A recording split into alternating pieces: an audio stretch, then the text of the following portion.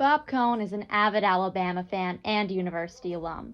To stay busy in retirement, he's attending and photographing as many sporting events as possible. We lived in Atlanta, as we were getting older, we didn't do a lot. Here, I go to all the sporting events. I don't go to football because it'd be a little tough for me, but everything else, and I shoot photographs at all the Alabama sporting events from the handicap section. And I don't know if you've seen any of my pictures, but they're not bad.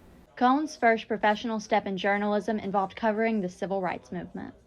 I was in Montgomery working at that time, and the Freedom Riders came in Montgomery.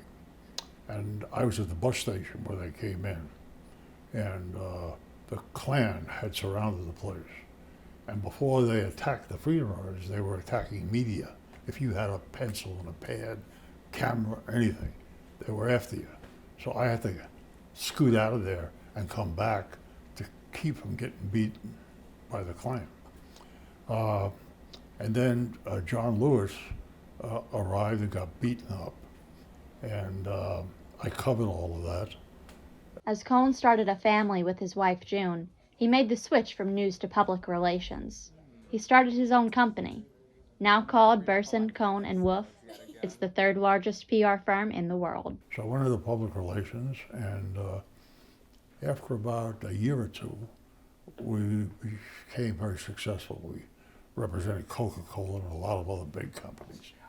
And I worked for sponsors at 13 Olympic Games.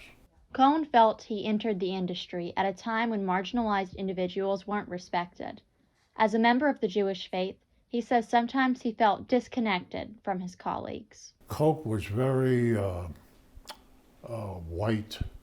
I mean, it was a harbor for people who were certainly not Jewish or Italian or anything else. And then a guy by the name of Tony Tortorisi became the PR director.